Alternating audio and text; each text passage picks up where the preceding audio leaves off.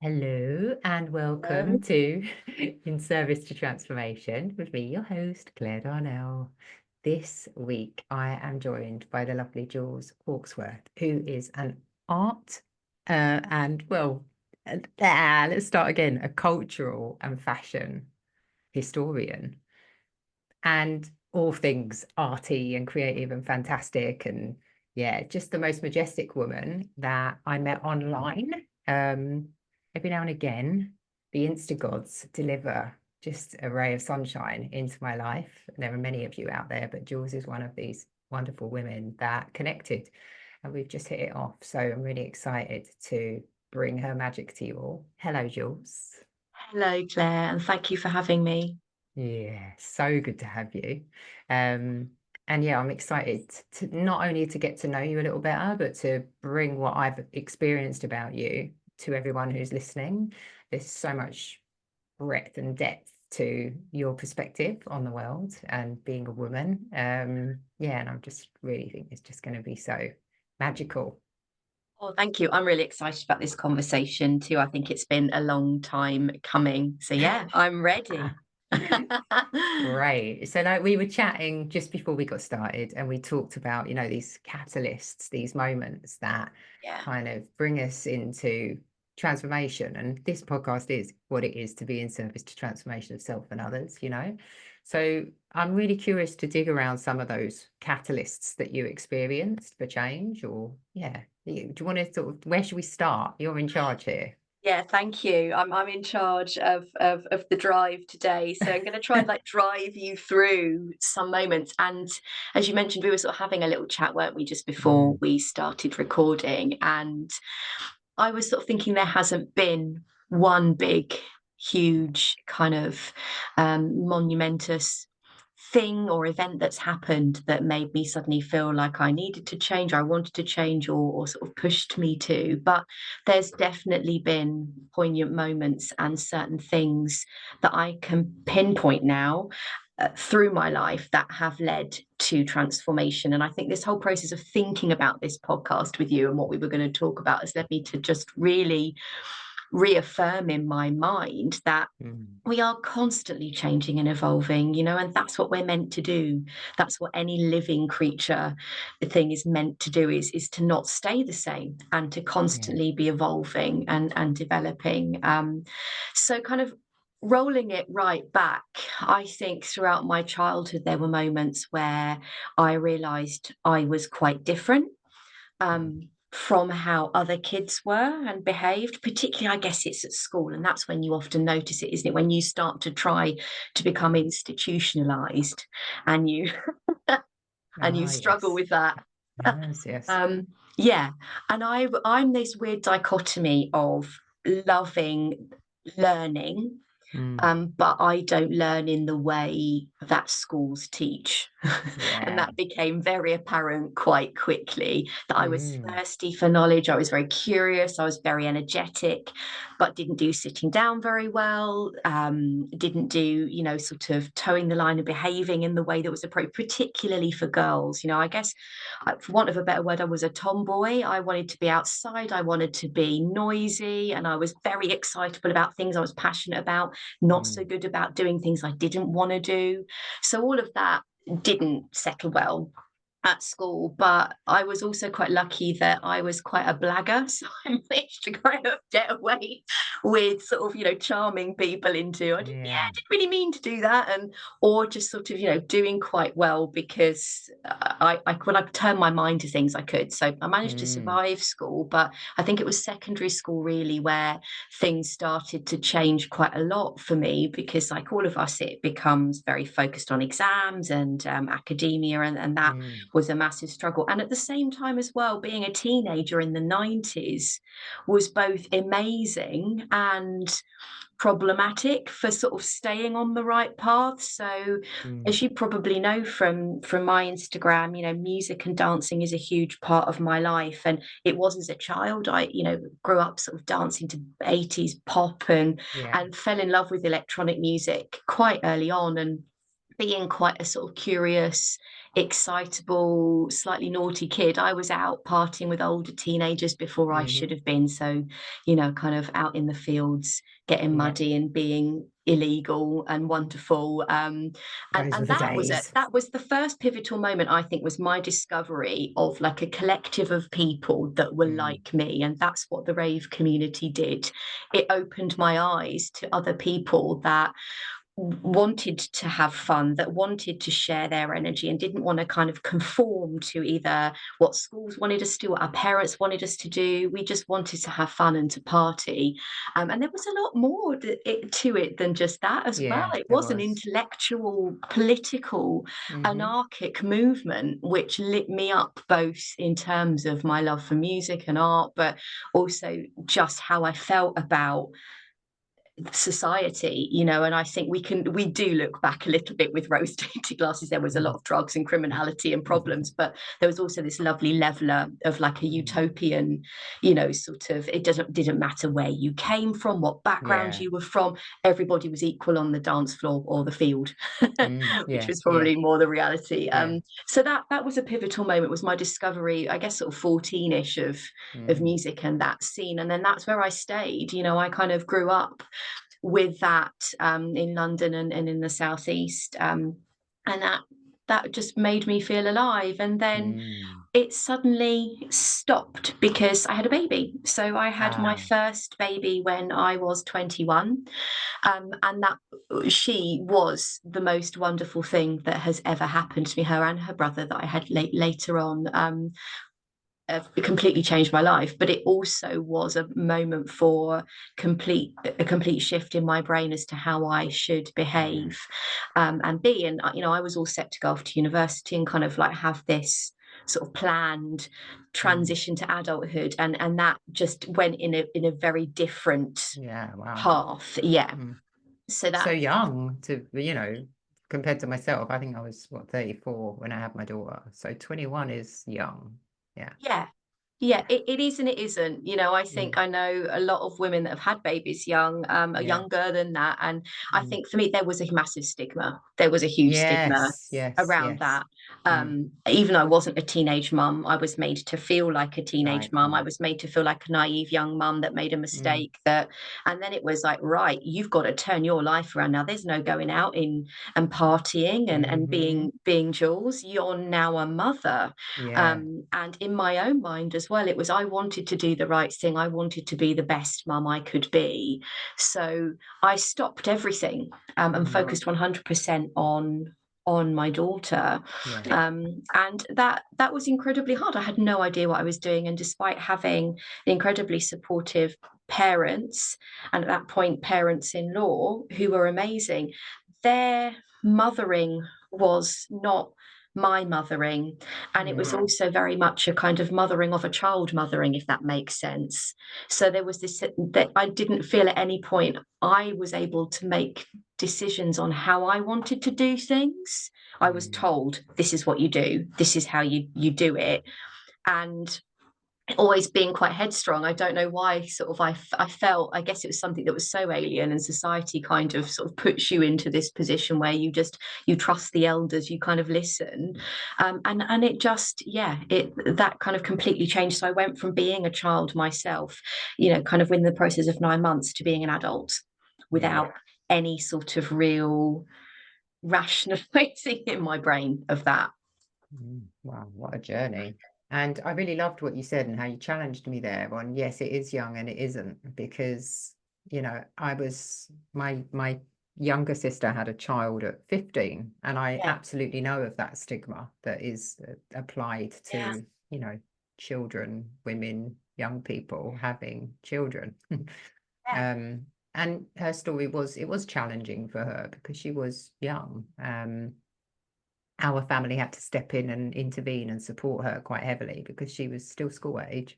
But yeah, I think at 21, we also do have like quite an adult head on our shoulders, especially when, as you say, you had been hanging out with older people, you had been making your own choices, you were pretty sovereign, right, in terms of how you were exploring the world and navigating the world. So it's really interesting, isn't it, how we absorb that kind of societal pressure Yeah, of what is expected of us when we absolutely. move into a certain archetypal role, you know, like Yeah, the mother. yeah. And last night, actually, I had an embodiment circle that I was leading. We were talking about just this. We were talking about how the mother is also disconnected from sexuality.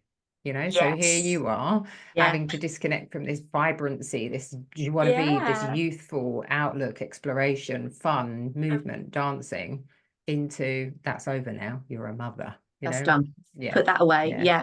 And yeah. it's really interesting what you were saying. And yeah, I think it is about age, but it's also not about age. I Mm, think it's about the readiness that society say of you. I yes, mean, I would argue you're never ready and you shouldn't be.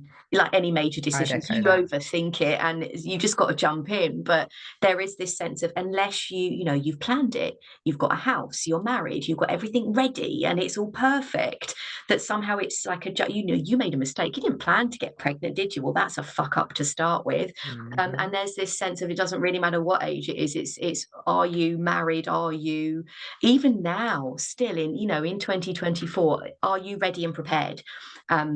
And obviously I wasn't, and so there was that huge stigma. And I can remember going to baby groups and feeling so isolated and so alienated because I didn't have the nice house, the big car, or the perfect pram, and I didn't know how to interact with other mums. I had absolutely nothing in common with them because they were obviously all a lot older and had planned their pregnancies and were ready for it and had been wanting it, and I was just suddenly in this situation.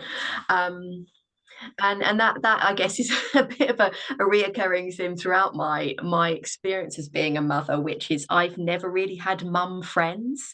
I've never really found a tribe until I kind of developed friendships with women at an older sort of point at a later stage, and the Mums That Rave movement Mm. that we're part of, that I'm kind of have been with Nikki, who set it up right from the start. That was around that Amazing. idea of mothers sort of coming together without it being about their children, but just about a shared experience of motherhood and wanting to still go out and be ourselves and not lose our identity Mm. in a way that we wanted to. I think there are definitely the WhatsApp groups, aren't they, that people tell me about. Luckily, I'm not part of anywhere. Mums meet up and go for wine and stuff and probably Yeah. still talk about their kids. This was different. This was, okay, you're going to take the mum Mm. uniform off and you're going to go out and you're going to dance and you're just going to be yourselves. So Yeah.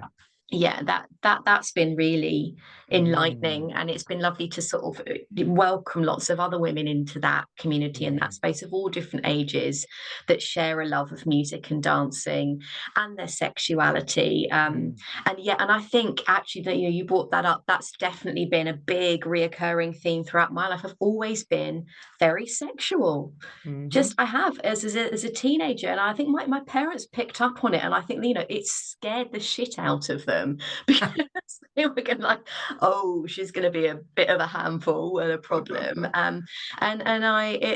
It's really funny. I've got this wonderful aunt, my auntie Barbara, who is, Mm. I think, is where I kind of get it from. She was a fashion journalist, and I can remember she had this amazing like nude portrait in her bedroom that I used to look at when I was little, thinking, wow, Mm. I want to be like Auntie Barbara.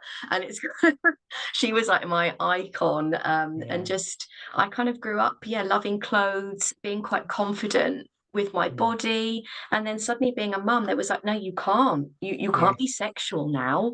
That's not appropriate, and your body is for growing a baby, it's for feeding a baby, and of course your body changes as well. So there was all of Hmm. this stuff going on, so I lost that connection with my body as it Yeah. being mine. My body and my mind, I suppose, to some Hmm. degree, became in service to my child. Yeah. And any sort of coming out of that I started to do was shut down. And I had conversations with family and friends where I said, I'm really struggling. I'm finding this really hard. I don't feel right. And I think, there was a little bit of talk about postnatal depression, but I knew it wasn't that. It was just me trying to process Mm. what was happening in my new life and in my environment. And it was, Mm. just as I say, sort of met with a no, to the point where even like there wasn't offers of babysitting or help. It was just You don't know, why do you want to go out and do that? You should be at home. Yes. So I guess my way of my coping strategy with that was to chuck myself into work. So that's what Right. I did. I then became Jules, the working mum, Hmm. the academic, the historian, and I went back to university and I studied part time whilst working and raising my baby. And Epic. I'll say at that point I was in a relationship with my daughter's dad. He was a good dad, and really the two of us together were going through this, which was not easy in a place where young people are trying to sort of find their route Yeah. in a world that isn't designed for that. So Yeah. there were massive challenges, but that was my coping mechanism. Was okay, I need something to sort of that's going to feed my brain that isn't just about being a mum. So Mm. that was kind of my coping strategy, I suppose. Wow. Wow. And not the easiest of coping strategies to choose, but I really understand. I remember when my daughter got to about 1 and I went back to work, it was actually a luxury to be back at work, because as much as I loved being a mum, and I was so surprised that, being a mum was just like the most nourishing thing. It was the first time I'd had a relationship with my body from a history of eating disorder, where I had this relationship with my body where I was like, wow, it's potent and this is the purpose of it. And I really understand actually how valuable my body is, as opposed to denigrating it. But going back to work, more to the point, was such a luxury. Like being able to just be selfishly me, actually being able to have adult conversations, being able to have a hot cup of tea, and not being in service to my child, because I'd lost my identity. But it took me years to get my identity back. I remember jokingly calling it the fashion abyss, because I lost my sense of style. So I went from being this club girl, this kind of party girl, sexy outfits, great bod, fun, fun, fun, always high, always up for a laugh, relentless kind of good time girl, to being a mum. And all of a sudden I didn't know who I was anymore. You know, I remember when she was no longer pram sized and I didn't have the pram. I was like, oh, I felt so exposed without the pram to kind of hold on to as a crutch. There were so many crazy transitions that we go through in that motherhood period that Yeah, are equally blissful and enlightening and enriching. But as an individual, as a human individual, you're left thinking, who the hell am I? yeah, Without this baby, without these props. yeah. So yeah, I really identified with that. And also you spoke about Mums That Rave, and I just think I'm so surprised I've never yet been. I'm so excited that I get to go in December and have a boogie. And Nikki and I exchanged something on one of her posts the other day, and I'm just so excited to come and Yeah, experience Nikki. can't Just wait. the mashups she does are incredible, right? What an They really incredible are. DJ she is.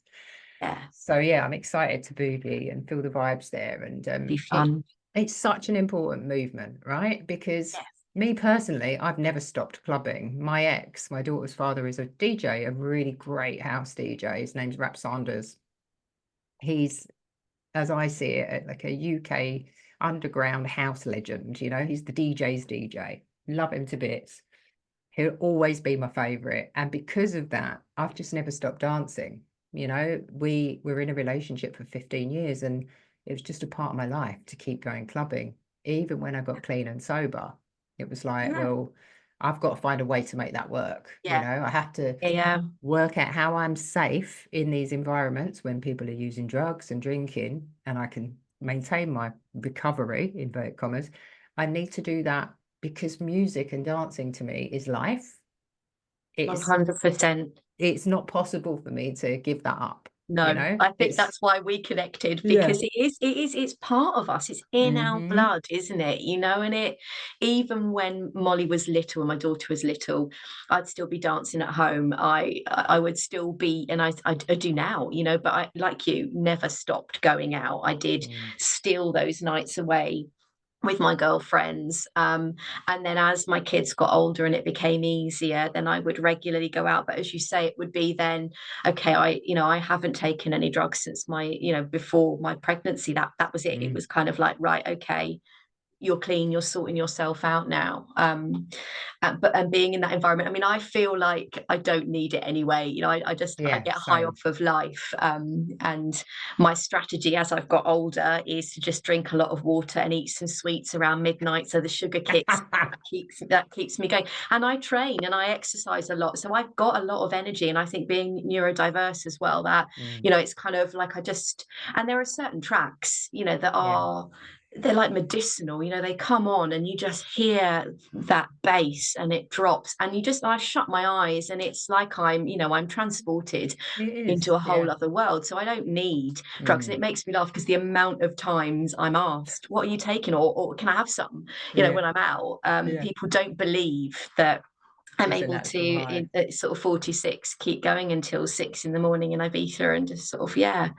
But that's like I That's said, how lots of that's, training. That's yeah, that's that's what just how it is. Yeah. happens. And it does amaze me because I identify with that like that. You know, I almost have this euphoric recall. Like I can be on the dance floor, Yeah, hear that drop and like that beat or the magic. bass and you can close your eyes and literally be transcended out of the body, right? Just through music. And 100%. And it's the collectiveness of it as well. And that's what I love yes. again about Mums That Rave is that, you know, you're there on the dance floor, even with people that you don't know that well. And it's tribal, you know, you're there Hmm. feeding that energy off of each other and dancing together. It's obviously even more magical when you are with people that you love and your Mm, friends.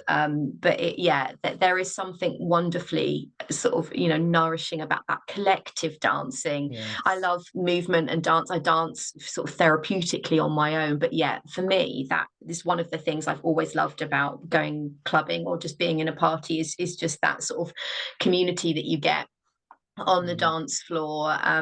But it is slightly, you know, more challenging, I think, now to do that in a safe way sometimes. And I think that's why for Mums That Rave, it was really important for us to create a safe space for women where, you know, you can go and dress super sexy if you want yeah. to, or you know, or have a few drinks and just feel safe.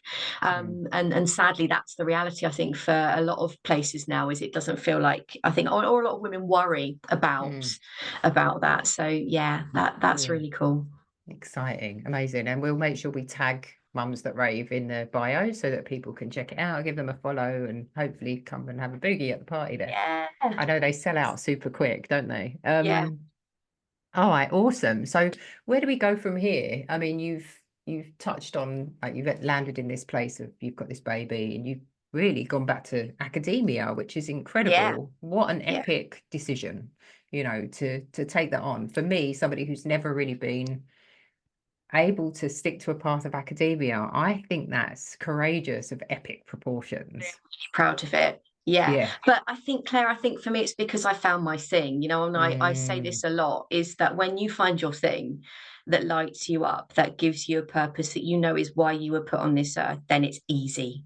yeah. Well, say it's easy. There were moments of blood, sweat, and tears, and me, you know, crying on the Mm. floor and going, I can't do this, and coming to my finals thinking, you know, and I was actually pregnant with my second baby when I did my finals, and it was 9 years it took me to do Wow. an open university degree with the Courtauld Institute of Art in London, whilst having a family and working part time as well because I had bills to pay. So it was horrific at times, but it was also the best thing I ever did. It taught me so much about myself, not just my subject and Mm, and what I was going to be doing with it, but just about discipline, about my work ethic, and about how things that you really want don't come easy. You can't just sit on your ass and expect it to come to you. You've got to work hard.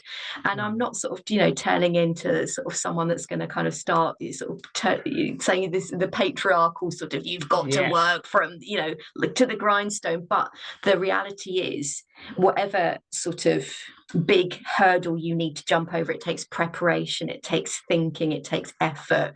And you have to sort of accept that you have to sacrifice other things Yeah. to get there. Mm. And I do know one of the things I learned about myself is I can be a workaholic because I love what I do so much, and my family Mm. are often sort of pulling me back out, saying, you know, you've done enough now, or we want you now. Yeah. And that's so I know but I'm also not so good at doing that myself. Yeah. So that's one of my challenges with myself, is to make sure that I do rest and sort of pull back. But yeah, it's something I'm incredibly proud of being a young mum. And my daughter gave me the drive as well. You know, I Yeah. don't think I could have done that without her. She gave me a reason. It wasn't just about me. It was about, okay, well, I've got this kid now, and I've got to get a good job so that I can feed her and I can give her the things that she needs. And I can't do that just working in a shop or a call center. Yeah. That was the reality of living in the southeast, where everything's ridiculously expensive. And it wasn't that I was being greedy and wanting extras, it was just wanting to have enough and Yeah. not worry. So that was the drive. And I think also there was part of me when I look back that was thinking, I've got this little girl now, and I know how I feel, and I want her to see me doing well, and I want her to see me as a woman that's not given up, and that's not Mm. just sort of retreated in to being accepting of the situation and going, no, if you want more, you can go get it. So there Yeah. was that sort of sense of of sort of pushing for her, Mm. to give us what we needed, but also to show her that women can pursue their dreams. It's not easy, but you can. Yeah, I think that's so important. I really see that with my daughter. And I think often as mums, we don't give ourselves enough credit for the things that we do right. We're all so busy thinking, oh, I've not, that wasn't good enough. But actually, I think it's really important to reflect on, yeah, the influence that we have on our children, whether they be daughters or sons, but how important it is, that role modeling of overcoming the difficulties, overcoming adversity. It's not, um, yeah, it's not to be sniffed at. You know, when I look at my daughter, she has such a strong work ethic. You wouldn't know it by looking at her bedroom necessarily, right? But that girl gets up, you know, and she goes to work. She goes to college, she studies, she's so self-starting. And I just think I role modeled that. You know, there are times when I look back, it'd be easy for me to default into my workaholism, because that was definitely a thread for me where there was no off switch. Coming from a place, I think, of needing to provide as the breadwinner for my family, and having not had any, you know, coming from poverty, scarcity as a child, for me, security and stability came with money. So I Yeah, would chase income to be able to provide, and the perpetual yeah, circle went on and on. But I think with my daughter, it's been really beautiful to see the positive outcome of that yeah. role That's modeling. wonderful. Yeah, that that's sort of some of those sacrifices which you make. You know, there are moments where I can very clearly remember sort of my daughter being about 3 or 4 and playing outside and calling up to me when I'm, you know, in my head in books at the laptop, Yeah. and are you going to come out, mummy? Are you going to come and play? And that sort of like that tug on your heart of like, you Yeah. know, questioning, what am I doing the right thing? Am I going to get this time back? And I think for me as well, you know, it kind of, that balance and quality time was really important. And I think that's something I've definitely learned, is that it's not about quantity, it's about quality. So Mm. there were certain boundaries that I had, you know, that were like the cut-offs, that the Mm. weekends were sacred. You know, they were the time that we would go out and do things. And I was incredibly lucky that she was an easy kid, an easy baby. She Mhm. would go everywhere with me. And you know, we spent a lot of time in art galleries. She even sort of jokes now when we go into places together, yeah, I'm happy to come in, mum, but as long as you don't ask me to talk about my feelings and how I, yeah, in front Sounds of like this my. painting, then that's what, you're all good. Oh, I love that. I love that. And so what is your relationship like with her now? Does she like going dance? Have you been dancing together? Like what, yeah, what influences has your art love, your fashion, your music kind of It'd be activities you have interesting at to home. ask her what she Mm. thinks, and I'm sure she'll listen back to this, and it'll be funny to hear what her thoughts are. I can see it. I can Mm. definitely see it. I mean, in terms of music, yes. I mean, Yeah. she loves dancing. She loves dance music. I don't like to call it electronic music or EDM. That sounds really American Yeah, and it a does. bit wanky, doesn't it? So we'll call Yeah. it dance music. But yeah, Yeah. she definitely, but also big R&B, 90s R&B fan. So Mm. she, yeah, we haven't. I'm just trying to think if we have been. We've danced a lot at home. We've had parties at home together. I don't think we've actually been out clubbing yet because she kind of came of age during lockdown. Yeah. So it was sort of like she just went out without her friends, and we've been to Ibiza together, but we've been more of a chilled Yeah. sort of, yeah, we're gonna kind of just relax. And I think we did do Cafe Mambo, but that was about, yeah, that was about it. But Amazing. we're definitely going to be doing that more in the future. But yeah, she loves to dance. She also does love art. Fun enough, she did do art sort of quite late on in school, and went to college, and then completely career changed, which I Wow. loved, Mm. and went into criminology and studied criminal law and justice at uni, and got a first. You know, I'm Wow. so proud of her. And she struggled like me with institutionalized sort of education. Mm. And I always knew, you know, she was incredibly bright, but just struggled with the environment that she was in. And then, you know, sort of being at university through the pandemic was just horrific. It was, Yeah. I really felt for all of our young people, whether they were at Me school too. or, yeah, in further education. It was a nightmare. And luckily, she had 2 years of face to face sort of interaction and teaching, and sort of found herself. But yeah, definitely, we've had lots of conversations where she said to me as well that watching me do the thing that I love made her want to do the thing that she loved, and seeing how important that was Mm. for me. Mm. You know, and there's nothing wrong with doing a job for doing a job, and I've done that, and I know lots of people do that.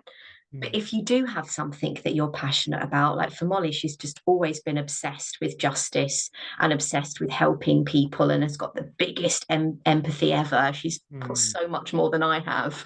Um, also really nosy and kind of wanting to find out about. I can remember her being, you know, really little and sort of making notes about, we lived in a bit of a rough area when she was small, and sort of she'd look out of her bedroom window with these National Trust binoculars making notes about people that were setting cars on fire and stuff. And you know, I always thought she'd go into Go the police or Molly. do Love something like that. that, because she just had this sense of, I want to make things okay, but also wanting to understand why people did bad things. Mm. So what is it that makes somebody want to go set a car on fire, and all of that? And so I think sort of watching me do something that mattered has helped her. So that makes me feel better for Yeah. the kind of sacrifices that I felt I sort of gave, I suppose, in Yeah. my own life and hers when she was little, and having to sort of put up with mummy not always being around as Yeah. much as perhaps other mummies were, and not always doing the school run, and you know, things like that.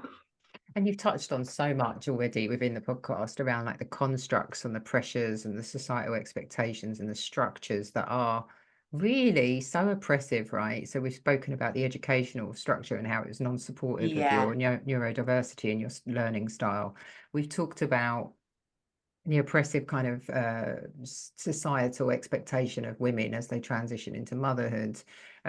It's kind of, I don't know, for me, I'm just kind of getting this sense of, as you talk about Molly and her sense of justice, I am getting like really in tune with my sense of injustice of like, yeah, why the fuck do we have to I know, work yeah, within these constraints and yeah, constructs?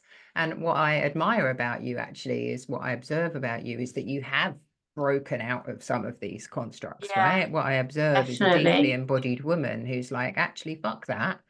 I'm going to claim this for myself. I'm going to do Yeah, something different. yeah. Yeah, yeah. Beautiful. And I think that's been a theme throughout my life. As I look back at a child, and my parents will definitely agree, you know, they were Mm. like, we really don't think you should do this. I'm like, I know, but I'm going to do it anyway.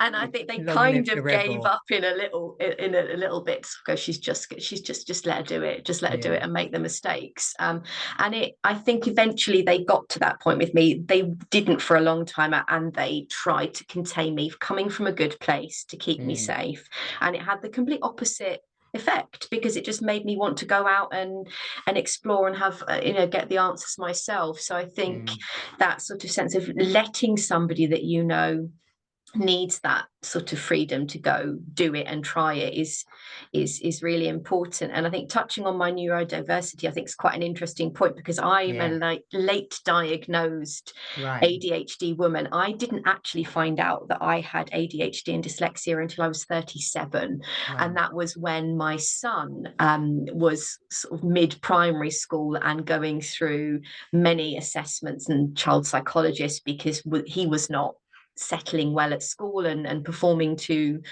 the standards that were expected of him. And I knew, again, it wasn't anything to do with his intellectual ability, it was other stuff that was going on. But it still hadn't kind of chimed in my mind really that actually this is happening for me, or has happened for me. I had developed such amazing coping strategies and survival mechanisms that it didn't notice. I just always thought I had to work a lot harder than other people. That was it. It was just, okay, that you've got to do well in this essay, so allow yourself an extra week than what everybody else is saying it's going to take. And so I was very lucky at the time. My then boss said, I think you're dyslexic. I mean, I look at your work and I read your emails.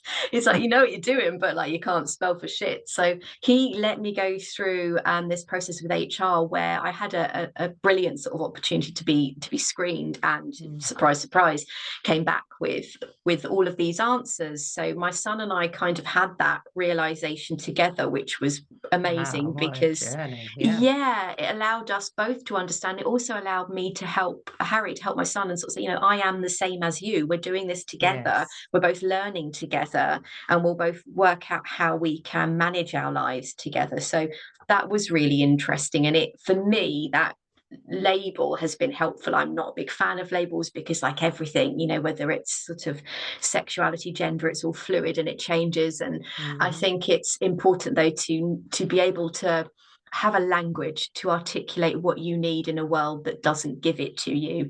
So from my point of view, it's been incredibly helpful at work to advocate for myself, and to get what I need, and to sort of be able to understand, I think, as well, what I need. And things like sort of doing basic things like a risk assessment when you start a new job, but in a neurodiverse way, is really important. And then you become much more productive, and you're like, okay, I know how I can get the best out of me now without them feeling awful at the end of the day, like I've been hit by a bus because I've been doing everything in the wrong sort of order and with the wrong approach. So that was really lucky that I got that. And I think there's so much information support now that helps people, and it can just completely transform your life when you start to get your head around how to do things in a way that your brain and your body actually need.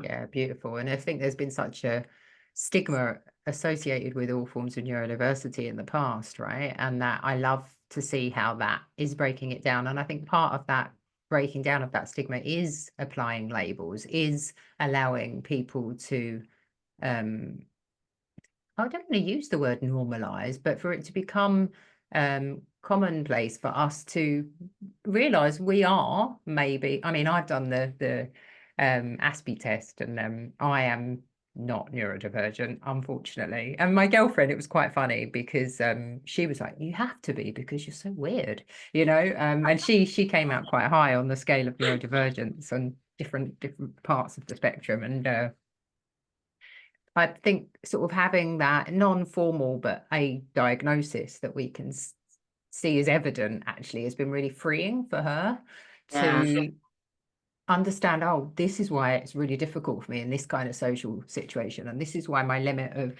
social interaction is probably like this many hours and in this particular setting. And also this is why I like to hyper focus in this way. And I think labels are important because it allows us to align to something and work our way through it. And I think even myself, if I look back I probably even had some kind of judgment around, oh, everyone's all of a sudden jumping on this ADHD bandwagon. You know, why does everyone want to be ADD, ADHD? But now, having so many friends who've gone through the process, Yeah. and I can see how they've struggled with the stigma element, say, of ADHD or autism, and then how they've come through Yeah. Yeah.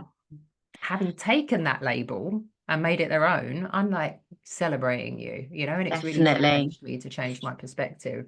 It's really interesting. I mean, I'm obviously not an expert, and I'm not a Mm, doctor or a medical practitioner, but I do think that the spectrum is huge, it's massive, and huge. everybody's neurodiversity is intersectional with everything else Yes. that's going on with them. And I actually think that neurotypical is not normal. That when you look Agreed. at most people, we have these little weird quirks and strange things about us, but a lot of us suppress them and hide them. Hmm. And I think that's something that now I just don't do. And I think that definitely comes with age, as well as having a diagnosis where you just don't care anymore. Yes, I know a lot of people think I'm weird, or a lot of people think that, they get a bit sort of bored when I'm talking about art and politics, or they don't like it when I get my arse out on Instagram and blah, blah, blah, and all that. And I just don't care. I'm just like, well, this is me. And if I feel like doing that, then I'm going to. And there's always thought behind my actions. Although I can be quite chaotic and spontaneous, there's always a reason behind what I'm doing.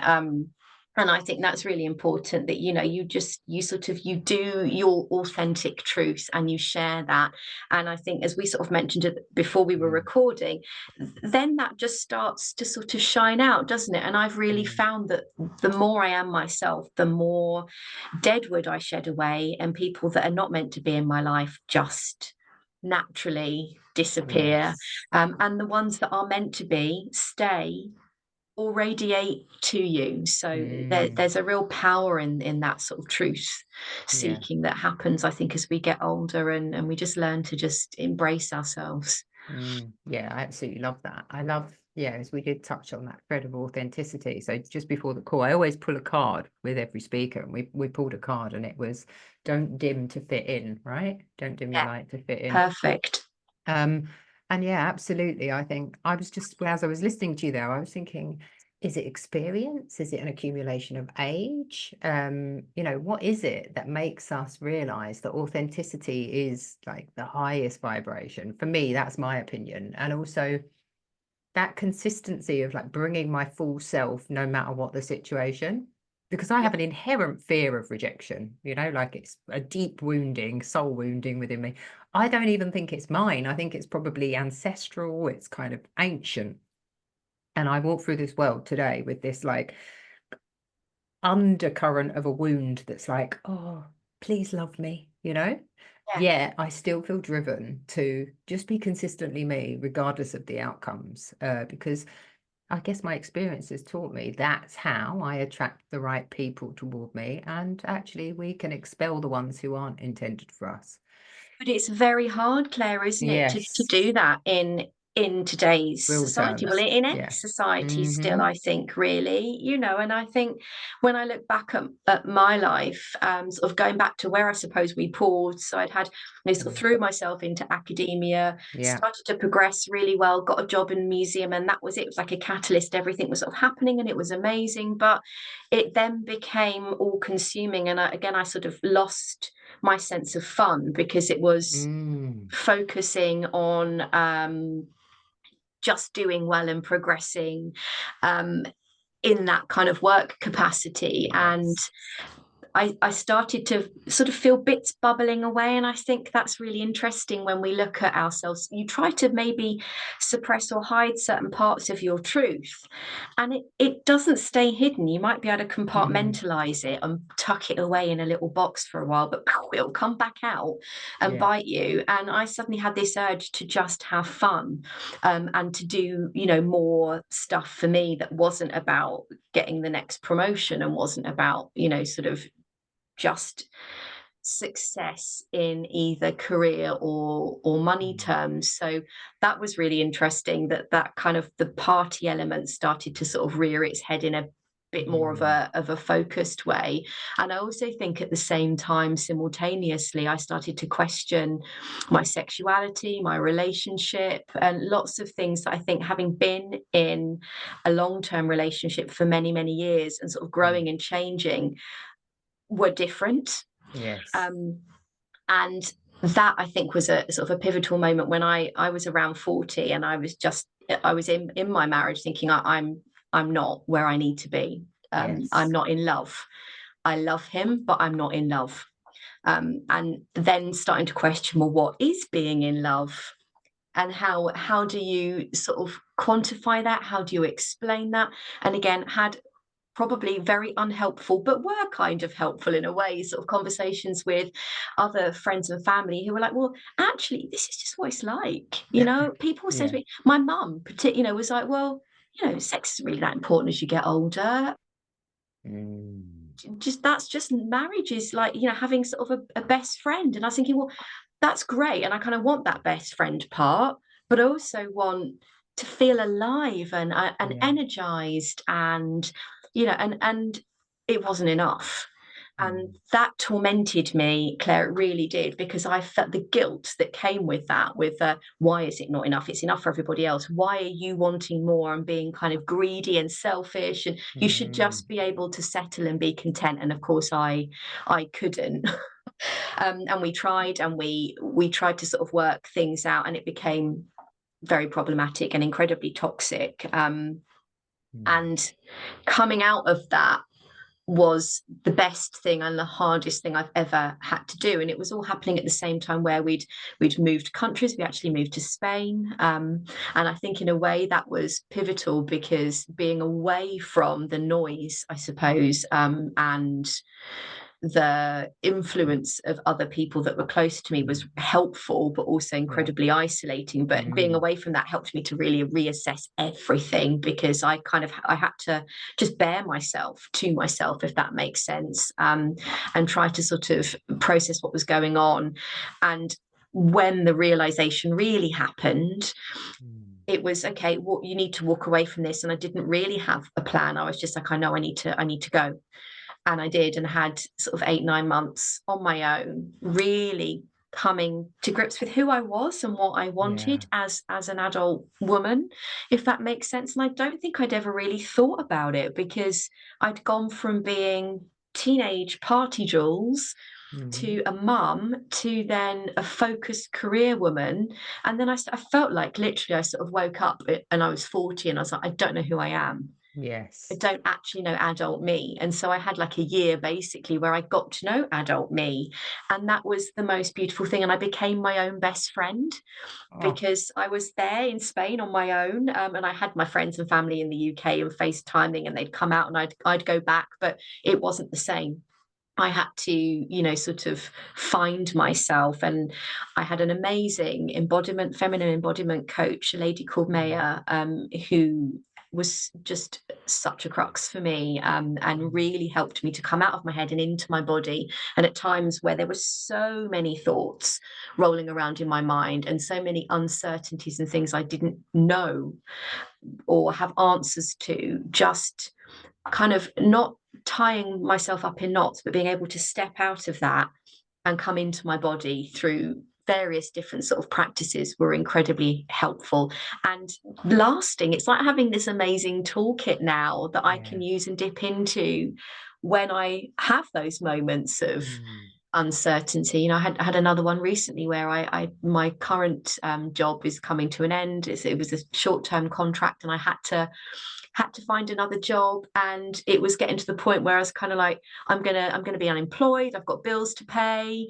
and just trusting the process and kind of go, it's going to be all right, it's going to be okay, you've just got to keep doing what you're doing, and it will be all good. And coming out of the head and into the body through breath works, through lots of exercise, and doing even just things that are kind of I suppose, what's the word, like using my hands and just sort of sensual. So cooking or collaging, just things that are very sort of textural, are really important for me when I'm in a mess. in Yeah. my mind, and I'm like, I don't know what's going on here, but okay, let's just put that away and jump out of that. So yeah, those sorts Yeah. of practices I've found, I think they've, you know, saved me on many Hallelujah. occasion, 100%. Yeah, I love that. I love how you touched on that. I want more. I watched this beautiful extract from, I think, a podcast where actually a really beautiful divine masculine was speaking about how women are connected to the void via the womb space. And ultimately, in the void space, there's the infinite possibility of more. So women are consistently knowing that there is more. And I started to explore the thought around that of, yeah, I understand that. I understand how, for me, there has always been this eternal quest for more. And my ex, I remember him saying to me, you're always searching for something, for more. And I was like, yeah, that's the whole point of life, isn't it? But he was quite happy to stay where we were, and like it wasn't enough for me. So I really identified with what you shared. And in addition to that, it made me think about, because of that connection to infinite possibility, I also believe the shadow of that is it can make us stay in situations for much longer than 100%. is good for us, Yeah. because we're holding on to that Yeah. possibility of perhaps that glimpse of maybe there's more to come, that belief in the inherent possibility of people stepping more into their full power, perhaps as a partner, a man, a job changing. So yeah, it just kind of really came home for me. And I loved when you spoke about that. I thought that's so aligned to that thought process I was having this morning. It is, but I think there's also a sense that I felt, but I can see in others as well, Mm, of being frightened to jump into something unknown and difficult. And yes. that's, of course, completely natural. But again, I Mm, think, if you settle for things that you know are not right for you, and there's that we know, don't we, in our hearts, we know when it's not right. mm, And I think the danger of not really listening to that voice is it gets to a point where the universe will intervene. yeah. It really will, and that is completely out of your control. And sometimes that's how it should be, and that's just the way that the journey is going to be. But I think there is a sense of, I have now, of just listening to my intuition.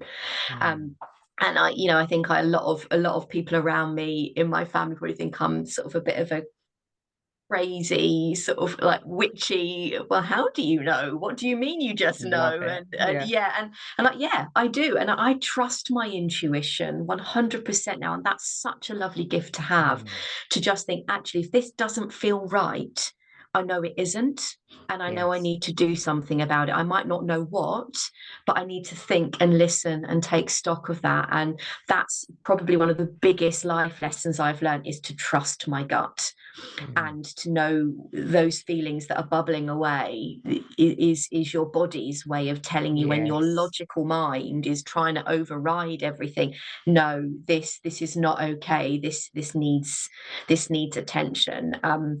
So I Mm, think that there is that sort of trust that I have in myself and my intuition, but also, as I said, in the universe, that mm, that everything will be okay, that it yeah. will, that you can tackle whatever life chucks at you. You've just got to believe, and you've just got to do the little steps that take you Mm, to the next place. yeah. And I absolutely love that you've obviously, I always think that the divine feminine working with the feminine is really just a homecoming. It's a remembrance as Yeah. opposed to something new that we're learning. Um, it was that for myself. It sounds like it's been a similar journey for you. And when I'm supporting women in these practices, it is really just about tapping into that ancient wisdom that is existent within our bodies. And when we allow the feminine to lead, that's exactly what we're doing. We're allowing the intuition to lead. And we know the answers. We know Yeah. there's always that aha moment when you're like, oh my goodness, I've been overriding that. Or, there are Yeah. Yeah. situations Yeah. where I've overridden Hiding my it. intuition and then the cost Mm, is so great. And I just think, yeah. oh, damn it. But that's the thing, that if we reflect on that, that shows us how we can do things differently in the future, right? Everything's a lesson. Yeah. Yeah, it does. And I think that sort of self-reflection that comes from Mm, embodiment work is key, isn't it? And I think it's also mm, knowing the bits of you that maybe are more uncomfortable, that Yeah. whole idea of shadow work and the Mm. darker sides of our personality. And it's interesting because I still think that there's sometimes like a kind of a juxtaposition between what I think is dark and shadow, between what society thinks is, Yes. you know, like, again, sort of going back to sexuality, for me, that is something Mm. that is so powerful and potent in terms of not just my own, you know, sort of sexual relationships and understanding of my sexuality, but the energy that comes from that as a woman, and how I apply that in other parts of my life is really interesting. Mm. But again, it's particularly for motherhood and Mm. as we get older, and I think that's something I'm exploring and finding really exciting at the moment. Is, for me, my experiences are just becoming even juicier, and I love Yeah. that. But that's not what society wants to hear. You know, I've No. been told by, even by my doctor, you know, sort of perimenopause, all right, it's all going to stop now. It's Yes. not. It's really not. And that's a massive debunking those myths. Maybe it does for some women, but I do believe, because I'm very in tune with my body and it's unlocked and I know and can feel things, it's not going anywhere. In fact, it's Mm. getting better. And I think, you know, that it's such a shame when women lose that connection from themselves because Mm. they believe, as a mum, you can't be sexual, or as an older woman, it's not Yes. appropriate. All of Mm. that crap that is kind of chucked at us, Yeah. I'm or that so you have glad to you, be sexy sorry. in a certain way. Yes, exactly. In a way that really ultimately is there for the male gaze, right? As Yeah. opposed to what we inherently feel is sexy. Love that. And I'm really glad you've touched on this, because I really want to explore some of this with you. Because I know you're quite vocal about perimenopause. It's a journey that I've been on. I'm pretty sure I'm in deep menopause now. I've not had a period for almost a year. You're nearly there, Claire. The Woo! end is near. Crone, here I come. And there's this kind of perimenopausal theme that goes through a lot of your sharings that I see online, but with a deep sense of empowerment. Like, I absolutely fucking applaud you and love seeing you in your fit as Thank you fuck so much. underwear, in your corsetry. And I know this is part of your fashion historian story too. I Oh, want to touch no. on some of these pieces, like share Yeah. about this Oh, well, fabulousness. I have had an obsession with since I was a kid. And I know that Mm. sounds weird, but my earliest memories of being in the V&A with my mum, about 4 or 5, and being blown away by a Georgian gown. And what did it for me in the gown was the corset, the Mm. corsetry, the way that, there was this tiny waist, these big boobs, and this huge skirt, and all these flouncing fabrics. And it was like, a princess dress, but with an edge. And that was the start of my obsession with underwear, and fashion. And I drew this dress again and again and again. And my mum bought me a book, with all different sort of Georgian. I had those paper dolls as well with costumes, and Mm. I'd create them. So there was always that sort of underlying theme. And then I was lucky enough throughout my career, and I specialised in fashion history, but to work with amazing historical collections, and put on exhibitions and dress mannequins and create bodies. And I became fascinated with the corset from an aesthetic point of view, but also what it meant and symbolized in terms of women's history. It's both, an instrument of almost torture-like proportions, of Mm. morphing a body into this ideal shape, but also it had this duality of sexual empowerment, that women put it on and did feel good and felt Yeah. sexy and still do. So it was this sort of fascination I had with this item, that it can be these two things. It can be a constraint that encloses and holds a woman, Mm. but also can empower her. And how that's all, sort of perpetuated by the male gaze, and Yeah. being women trying to find their way with their Mm. lives and sexuality in a male environment. So that was a kind of reoccurring theme, and I've written a lot about that, and talked about that a lot, sort of in Mm. my career, and I'm continuing to do so. But I think it, for me as well, underwear is something that I'm very passionate about. I wear for me, and I love the way it makes me feel. What I have on underneath is just as important as what I have on outside. I mean, don't get me wrong, I love my lovely running comfy pants and there are times where I'm just, in a little crop top and some shorts. So it's not that I'm sort of sitting here, in a kind of massive corset and stockings every day, but I do love the way it makes me feel. And I think there's something about how you hold yourself and your posture when you are wearing certain garments, which I find really interesting. Yeah, so interesting. Yeah. And I love how you touched a little bit about the shadows and your interpretation of what is dark versus, or shadow versus, the light. And I love that, because I do think this whole kind of corsetry, underwear, costume, all of these pieces really play into, this kind of dark feminine, this element of what is, what is acceptable, what is not. And I think when we show up fully online, right? And this happens for me less so, actually, because I think my energetic boundaries are pretty strong these Yeah. days. But there have been times when I've received projections from men and women who are like, the fuck are you to turn up like that online, dressed like that? That's inappropriate, or Yeah, that's overtly 100%. sexual. Be Yeah, careful what you wish for. And even to use the words, like, if I use the word desire, like that is interpreted as being sexual, when in fact, for me, desire is just that thirst for inquiry, more possibility. It's yes, not necessarily a sexual thing. So yeah. yeah, I'm curious to hear more about your experiences of how you've become more resilient to supporting yourself through these projections, which I know you've received. Because I think for a lot of women, the thing that stops them moving into more empowerment is the fear of receiving that judgment, that Yeah. projection, that criticism. So how have you transitioned through that?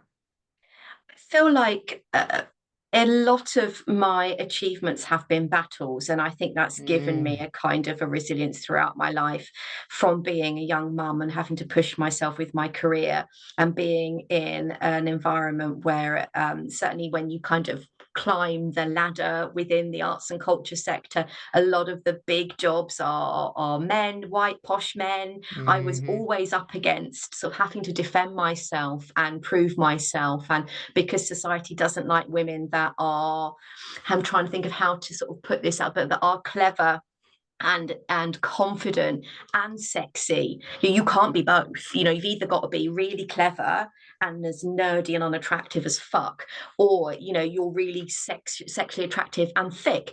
And if you put both together, people don't know how to deal with that. Well, you're So a deadly that weapon, a right? deadly weapon, exactly. And so I think I've always sort of had that about me, that I've kind of been, and I've just, you get like an armor shield. I've had to just justify my existence, I feel, in most spaces and spheres for a long time. So there is that collective sort of, I'm just, hardened to this now. But I think what was quite an eye-opener for me was when my Instagram sort of blew up a few years ago, which I think it tended to happen around the time I moved to Spain, and lots of people sort of following that journey. And I was also doing freelance stuff. So that sort of grew my audience more, because I was using Instagram much more as a kind of, not just a hobby, but it was more of a business tool. So there was a lot more public scrutiny of what I was doing. And like I had comments, and still do get comments from women and men that are challenging. And I used to reply to them. I used to sort of try to justify and start a conversation and think, well, maybe we can chat about this and I can educate you. And then it would Yes. just get nasty. And now I just don't. And now I think, I can't help you. Yeah. Simple as that. I can't help everybody. I know, because luckily I get just as much lovely feedback as I do shitty feedback. So it doesn't matter, because I know that there's a woman out there that has looked at my post and thought, you know what, I'm going to go out and buy a really nice bra and I'm going to feel amazing. Or I'm going to, try something new with my boyfriend, or I'm just going to, I'm going to go do something that makes me feel really good and alive. Yes. And that's everything for me. It doesn't matter that I kind of get dodgy messages from men, or it's irrelevant, and I just block them, and immediately just sort of it's shut down. There is no Mm, space for that discussion. I will actively carry on doing what I'm doing as almost a kind of fingers up and a sort of, I've won the battle anyway, because you're not going to mm, stop me from doing what I'm doing and showing up as myself. And if you've got a problem mm, with that, just don't follow me. Go mm, somewhere else. Nobody's making you watch and look and engage with this if it's not for you. And I think the misogyny that exists out there just makes me even more determined to carry on, mm, because by using the female gaze, by showing up as myself and empowering other women to do the same, we're winning. We're all of the Andrew Tates of the world can mm, go jump off a cliff. We've got this. And I mm, think that's so important, as you say, to sort of encourage other women to just not care. What's the worst that can happen? Somebody might say something mean, mm. and you just go, okay, that's your opinion. It's not like the Yeah. world's going to implode, or you're gonna have some sort of terrible disaster happen. It's just a comment. It can Yes. be hurtful though, and words, as we know, are deadly weapons sometimes, and Hmm. people managing your mental health is really, really important, and understanding what your boundaries are really important. What I tend to do as well is I keep a little feedback folder. Just like, it started with work actually, when I Yeah. sort of sometimes have projects and things that I do that are really challenging and hard, and I kind of like, oh, this is just a real slog. I keep a little folder of nice emails or things from people that I've worked with that make me remember why I'm doing what I'm doing. And I do the Wow. same thing with my Instagram, that it's nice to sort of just have those reminders that you've helped someone, or I've shared something about perimenopause that meant somebody's gone and tried something that's made them feel better, so Mm, that I can, when I have those moments of imposter syndrome, which we all have, you can look at it and kind of go, yeah, actually, I'm doing stuff that matters, that's important, that's good, and that mm. helps other people. But I'm Yeah, I also love helping that. myself, and Yeah, I that's love that. that's really important. That you kind of see yourself as your own best friend, and it's about you, and that's not selfish. Mm. That's, if it's encouraging and helping yourself grow, then that's really important.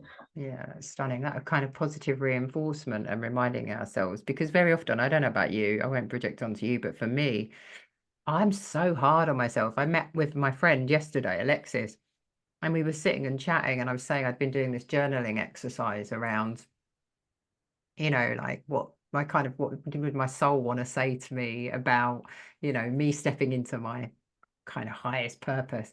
And there was just this awful diatribe that spilled from my inner psyche of like, oh, you're a fantasist, there is no fifth dimension, it's all 3D, you idiot, and it was just like this complete denigration really of me and my beliefs and my witchiness and my spirituality. And it was only when I feel so fortunate to have female friends that I can be brutally, honest with and expose myself to. And I shared this with Alexis, and she had tears in her eyes, and she said, it really hurts me, not to make it about me, but it really hurts me to hear how you would speak to Yeah, yourself and that you yeah, carry that each day. yeah, Um, yeah, and I don't know about you, but that kind of positive spin that you shared is like so valuable, right? Because sometimes I need to have that spell broken almost. So I needed her yeah, to remind me of how hard I am on myself. yeah, And also to say, Claire, you're fucking magic. Like like you're a great witch. Like, why do you not believe in your magic? I need people to remind me of that. And sometimes that does come through having to remind myself through the feedback that I get from clients or the impact that I've had on women deciding to embrace more of themselves. Or so I love that little compilation that you have created. I might yeah. steal that idea. I think it helps me, and imposter syndrome is real, and I think even the most Hmm. confident people they do suffer from that, and a lot of that, it's just particularly for women. We we are born into a world of expectation and systems of managing us. You know, it's not in the patriarchy's interest for us to be as we are now. That's completely unsettling, and it's, you know, has the potential to completely mess everything up.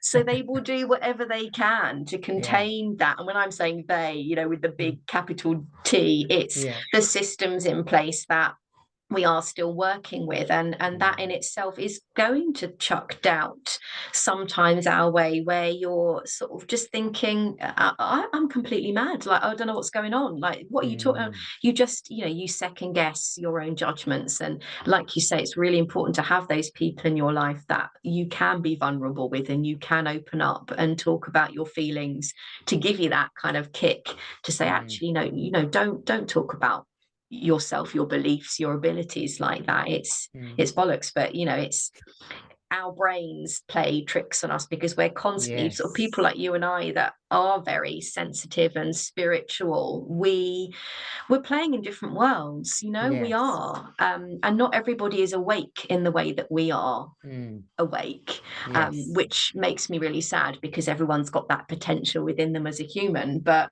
we see things, we feel things, and we often have to tone that down to just get by with normal shit that we have to do. So yeah, it is a big challenge. I need to plug my charger in, because I'm I'm chatting away to you and thinking, I can see my bar, my energy bar is, so I'm going to kind of do that as we're talking. Amazing, good stuff. So I mean, I think it's been such an incredible conversation, and we've covered so much ground. And I think there's so much to what you do. I'd love to talk about right now what is lighting you up. Like, what's your passion project? So right now, what's lighting me up is working with government, which for most people probably would be like their worst nightmare. When I was in Spain and I had all this time on my own, and I was coming out of my marriage, I was rediscovering myself, who I was, who Jules was. I also was thinking about my work, and I'd worked, as I mentioned, in museums for majority of my career. I'd just finished a really big project renovating a museum and library and art gallery. It was like a kind of career highlight, and then finished that, went off, worked freelance, and I hated it. And I just couldn't do it. It's not for me. I needed the discipline of being in an employed job. I also needed other people to do my accounts and my IT and stuff like that. But more importantly, it was that I need to do something with a real social purpose. And the freelance work that I was doing wasn't cutting it. It was very academic. It was helping students, but it wasn't effectively sort of contributing to societal change, which when I had worked in local authority funded museums and art galleries and libraries, they really were, because they do so much more than offer culture. They offer safe spaces, they offer programs of rehabilitation, they offer so much when you unpick it and see what they are. So I decided when I came back to England that I wanted to go into something that was culture and heritage related, but that had much more kind of weight towards societal change. So what I have been doing for the last year almost, and I'm moving into a new role with Arts Council, is looking at how social change can happen through culture-led regeneration. So I'm doing a lot of work with local authorities and with central government on how we fund the cultural infrastructure in England. And in a world full of cuts and no money, that's a massive challenge. But I think being away from the UK, it made me appreciate what we have here. And it is a shit show in terms of many aspects of our systems and the way that our society works. But we have such a vibrancy of creativity in this country. The music industry, the theatre industry, the visual arts, all of it has this quintessential sort of British urge to create and share and help each other with that. So that's what's lighting me up at the moment, is the opportunity to be able to develop policies and funding strategies that keep all of those things going in terms of our cultural ecosystem, but also in a way that really helps people. So looking at how we can open up creative opportunities to young people, to people that traditionally don't engage with culture for many complicated reasons, but how it can be used, you know, for example, in prisons, how it can be used to help people get onto the right path for them and change their lives. And it, you know, it sounds a little bit chocolate box sometimes that, you know, just draw some pictures and tell me how you feel. And it's not like that at all. It's a really powerful tool. When I think about some of the darkest times I've had in my life, art and music and a sense of creating have saved me, to the point of actually, I think I wouldn't be here now if it wasn't for them.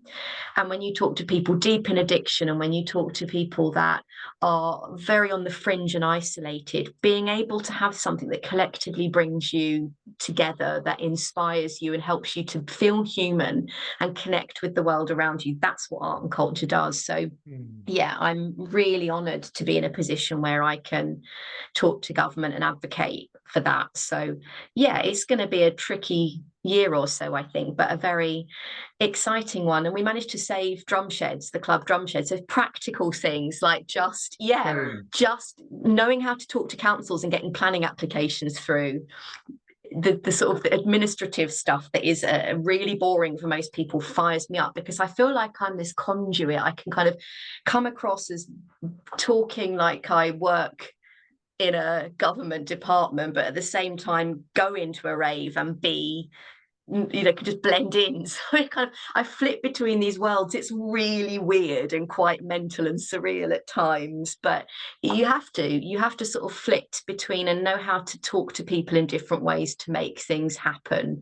And I'm really, for our children and our grandchildren, I want them to have the experiences we had growing up, with being able to dance and be ourselves, and kind of safeguarding that. Safeguarding the rave is what I want to do. Save the rave.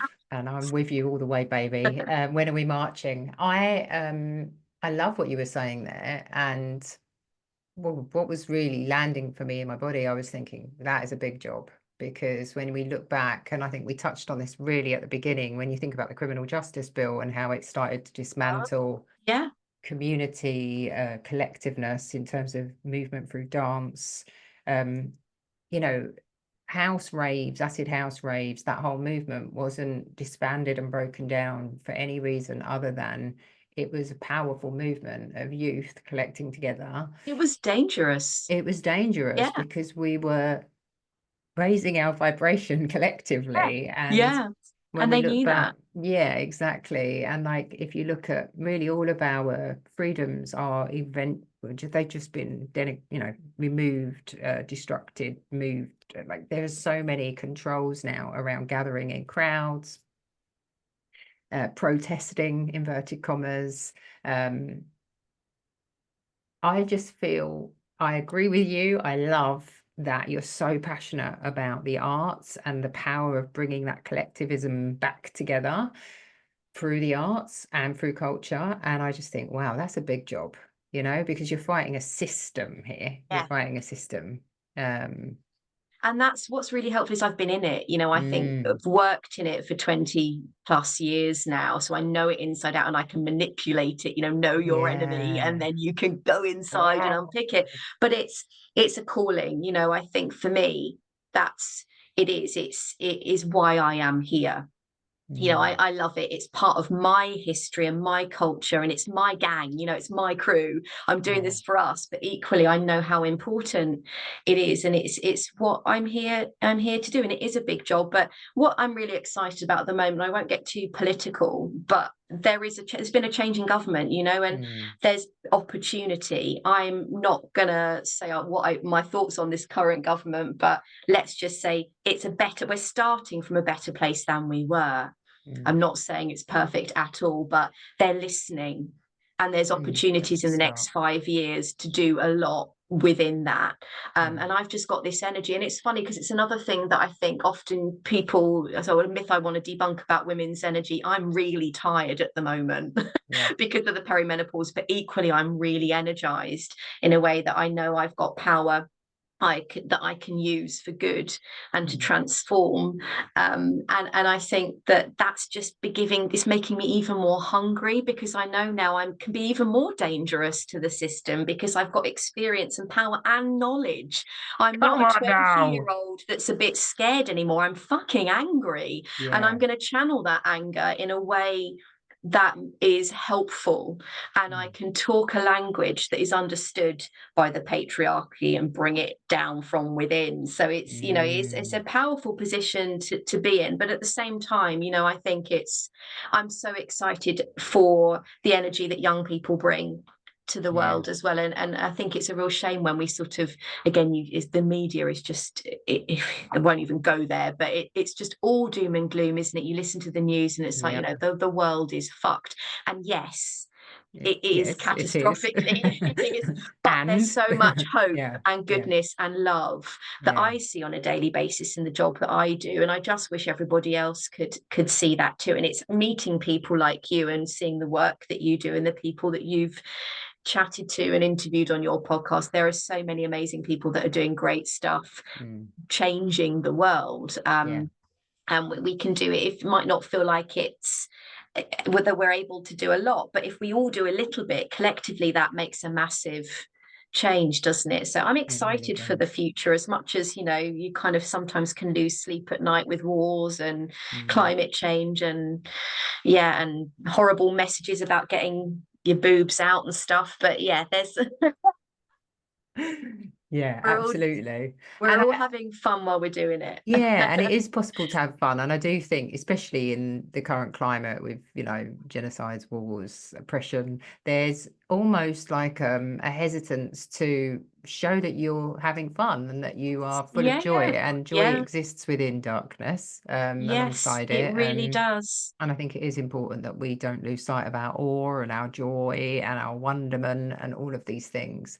And I love, actually, Jules, you know, in hearing you light up and speak about these things, I just love how you're sort of this living embodiment of taking all the things that you love and that you're passionate about and really finding a niche, like finding a way to bring all of it together. That is true embodiment. And bringing it into a way of transforming not only you, it's like from me to the we, and then also for the future generations. That's so inspiring.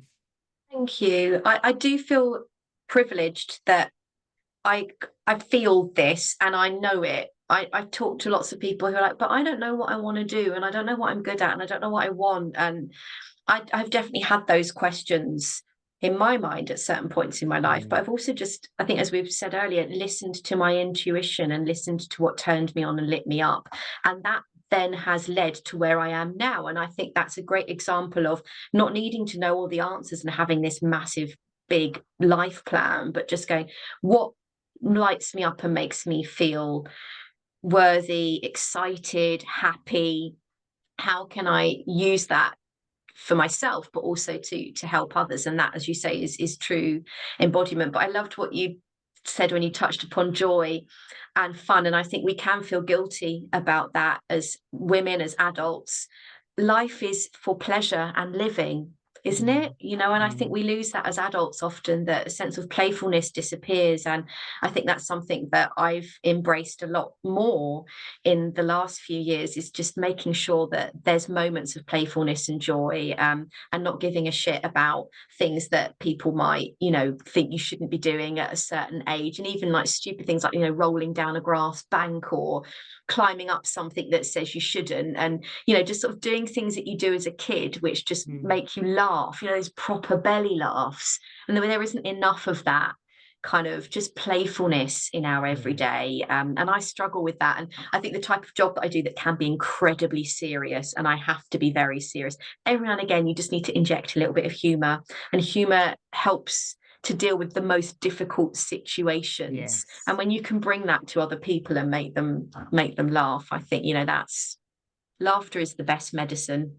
Oh, it feels almost like this is where we need to wrap up, because it's exactly kind of that, you know, when I say what's the takeaway, it feels like that is such a beautiful takeaway. I think so. And I just want to like just say there's such an anarchist in you, and I love it how you mold that into like this anarchic punk spirit within this kind of embodied woman, and it's just such an example to so many. It's all the different hats and faces we have, and it's like you don't have to just be one thing. You can be this complicated mixture. But I think I know myself well, and I know how I can like let different bits of me out to do things at a certain point to help myself and help others. So yeah, I think it's sort of just that understanding of and having fun while you're trying to figure it all out. You know, it's I can't live a life without fun and joy and pleasure, because it just becomes an existence, doesn't it, Yeah. rather than a life. Yeah. Oh, hallelujah to that. Thank you. Thank you, You're thank you, thank welcome. you. It's been an absolute joy, and I cannot wait to release this one. Yeah, I'll let you know when it's coming out. I'll Thank make sure you. that I link everything that you are associated to. I'm guessing Mums That Rave, the work, your Instagram. Are you Thank open you. to hearing from women if they're inspired by your journey? Yes, Yeah.